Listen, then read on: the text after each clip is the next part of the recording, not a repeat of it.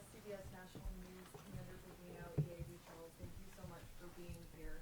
2 days ago, you told us that Minnesota released nearly 500 undocumented migrants from state custody instead of transferring them over to ICE. And we took those numbers to Paul Schnell, who is the commissioner of the Minnesota Department of Corrections.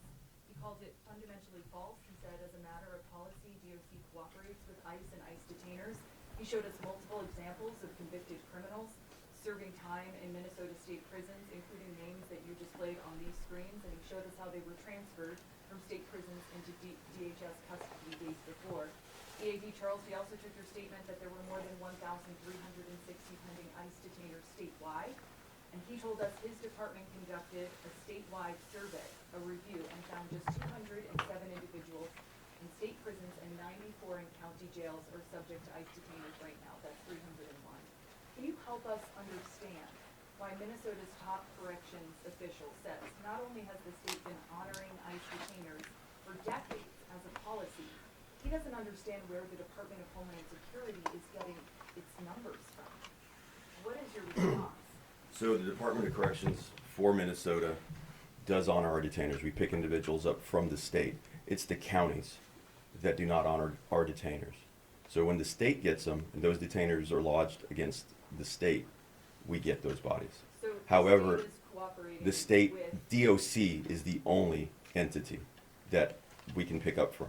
We're opening up dialogue with some of the counties, and we are looking to see if they are more willing to honor our detainers at this time.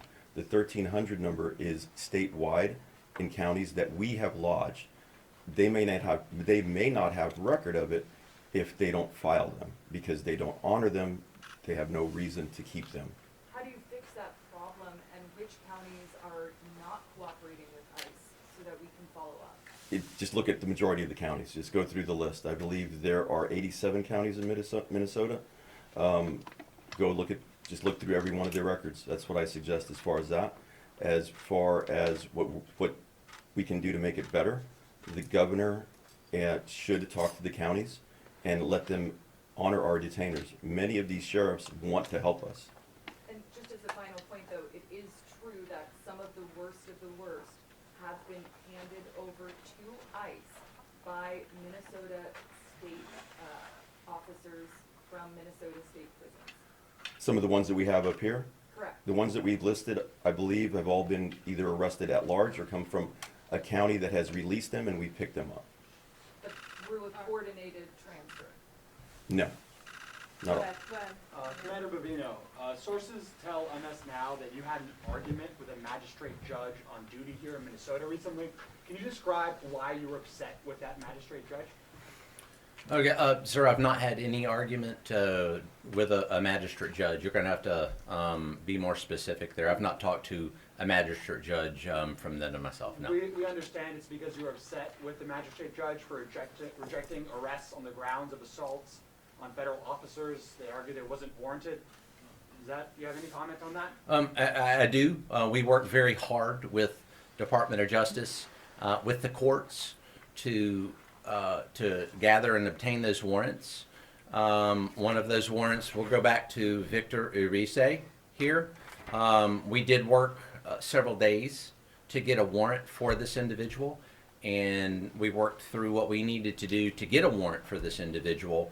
And we're going to continue to work with judges and the courts to obtain these warrants with those judges. And then final question, do you have any moral or ethical qualms about detaining a 5-year-old on his way back from preschool? Be more specific. William Ramos from the Columbia Heights School District, do you have any moral or ethical qualms about that? We conduct legal, ethical, and moral law enforcement missions here in Minneapolis.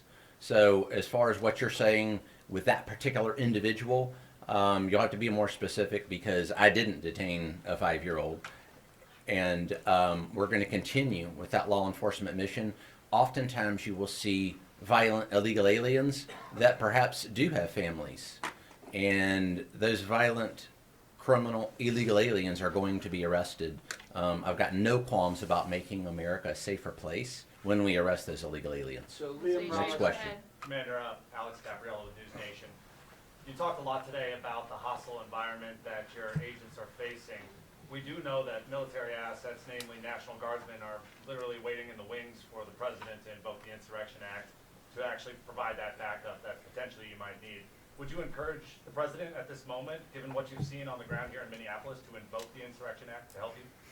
I give Secretary Noem and the president, as do the other law enforcement leadership here, information briefs and data points multiple times a day so they can make any decisions that they need to make as to whether to put troops on the ground or not.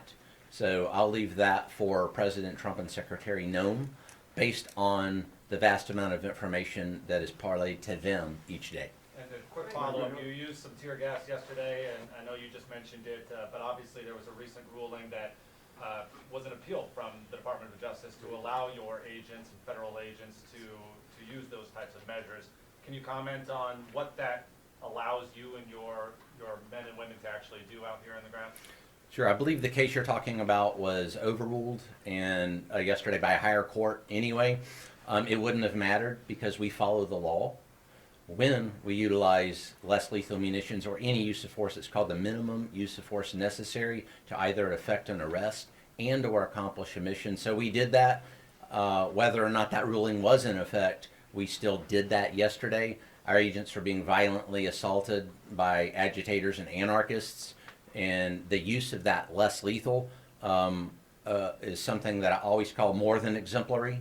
A great use of force yesterday to keep agitators, Border Patrol agents, and the public safe.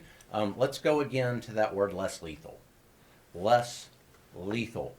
If we didn't have those less lethal munitions to utilize the minimum amount of force necessary to effect an operation and or an arrest, what's next?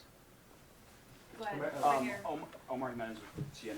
Just follow up on the 5-year-old boy, Liam Ramos, that was detained with his father, as you understand. The father, as our records show, is detained in Texas. Just can you confirm that the 5-year-old was also sent to Texas with that father and why he wasn't left with family here in Minnesota? And just follow up on that, you talked about the stalking as you described it. Are you saying you called for Minneapolis police help and they didn't respond? I'll go the second part of that first. As far as the stalking, Minneapolis Police Department's been called on several situations that they have not responded. By your patrol? Yes, by the patrol. Let me give you a specific example other than yesterday. Yesterday was 8 hours of that. But did you call them yesterday? let me go specifically to 2 days ago. We had 2 off-duty agents in a restaurant eating. And they were descended upon by that violent mob, and the staff of that restaurant in downtown Minneapolis decided to try to lock them in the restaurant with those 40 to 50 agitators. Minneapolis Police Department was called. They never showed up. Our agents were in there for 45 minutes, and we called a tactical team that went out to extract those agents from that restaurant. So that's what we're up against. As far as state and local help, if that gives you any indication of the depth and scope of that. Now, as far as the 5-year-old and the father, I'll let ICE answer that because we turn our detainees over to ICE, and they do a fantastic job of discerning what and how that's going to happen. And just one follow-up for you, Commander, before you turn it over, was, I've seen you in multiple cities to this point, in Chicago, here in Minneapolis as well, and the tactics have been very public, very public-facing. Just from a bystander's perspective, it seems like that's the point. Correct me if I'm wrong. But why not take care of some of this enforcement during hours where you would be less likely to encounter the public and, to that effect, less likely to detain an American citizen who you believe might be obstructive? We go where the threat is, and we're going to go at the optimal time where those threats are present. Take serving a warrant, things like that, or these targeted enforcement efforts. What you may not realize is those efforts occur 24/7. Oftentimes we cannot control where that suspect is at a given time, but what we can control is a safe time to apprehend that suspect. Oftentimes that's early morning hours, or when we encounter that individual that is alone or perhaps not near a crowd. So that's why we're in an area. It's just even getting in or near the area we're set upon by anarchists and rioters and things like that. All right, right here. Yeah, I'm Frankie with WCCO here in CBS. Do you have any updated numbers of how many agents are here? It's been a few since we received that. Sure, I won't give you an exact number. That those numbers are going to remain law enforcement sensitive, but several thousand Border Patrol, ICE, and allied teams. So several thousand. Right here. Commander Brino, Jorge Ventura with the Daily Caller. California Governor Gavin Newsom did take the stage at the World Economic Forum in Davos. Speaking to world leaders, he actually took a direct shot at you. Newsom saying, quote, Greg Bovino is dressed up as he literally went on eBay and purchased SS garb, secret police, private army, masked men are disappearing people with no process. Just, do you have a response for the California governor who just made those comments on stage? Sure, Governor Newsom's had a long record of lying, and again, those are lies. I don't shop on eBay.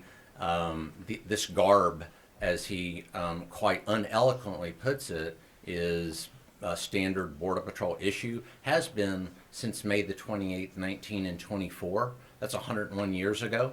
So as far as what he specifically said, I don't know. While he's enjoying Davos and whatever he's enjoying over there, I'm out being, our agents are being assaulted and stalked by violent rioters, many of which I believe they draw inspiration from his words when we operate in California, because he says the same thing, some of the same things that Fry and Waltz said. So he is responsible for that very violence that our agents are subject to on a daily basis. Remember, it started in California, Operation at Large, Los Angeles. Go ahead. Yeah, Jack Brooke with the Associated Press. Question for Mr. Charles. There are specific operations where ICE has broken into homes without a judicial warrant, and we know that there is an internal memo telling officers that they can enter a home without a judicial warrant. Do you feel that you're justified in entering a home by force using only an administrative warrant? And if so, how often have you done that in Minneapolis? So first off, we don't break into anybody's homes. We make entry in either a hot pursuit with a criminal arrest warrant or an administrative arrest warrant. The thing to remember is these administrative arrest warrants have been deemed justified by courts, also in immigration purposes. Also, the one thing that you need to know is that these warrants are based on an immigration judge's decision that these individuals are now removable from the United States. This is their final order of removal, and those warrants are based on that decision. And the second question, just how many cases have there been where you have entered a home using only an And again, right now that's law enforcement sensitive. I'm not going to go into those numbers. Ian Russell from KARE 11. Commander, you said yesterday with the MPD, calling them. Did you actually call Minneapolis police yesterday during that? And at a certain point, you obviously are a very visible figure. People recognize you when you're out and about with these agents. Do you think that your presence on these operations is helping or hindering in the moment? Sure, I think anytime law enforcement is conducting that Title 8 mission, it certainly helps. As far as tactically helping yesterday, actually I do, and I'll explain that. Is that violent mob decided, perhaps because I was a bit more visible, to follow us. 16 other strike teams out in the field yesterday arresting dozens of those criminal illegal aliens were relatively free from that. So I believe if they want to focus their attention on me, that's better than focusing attention on those Border Patrol agents and ICE officers doing that lawful mission across Minneapolis. Did you and your teams call Minneapolis police yesterday? Yes, at some point, yes. All right, last question on the end. Eric Shalou from KCB. Thank you for taking our questions. People in Minnesota want to know when this surge will end. Has there been a date set? Is there a certain number of people you want to apprehend before you decide to ease the surge? We've seen DOJ filings that have put a number at over 60,000 people. Explain to folks how long you're going to be here and why. As Marcos's team and U.S. Border Patrol work together and we continue to apprehend dozens, if not hundreds, of these criminal illegal aliens a day. We're going to continue conducting that mission. We're not going to put a date or a timeline to stop this mission. This mission's ongoing until there are no more of those criminal illegal aliens roaming the streets of Minneapolis. Is there a number, though? You have to have a file. There is a number, and it's called all of them.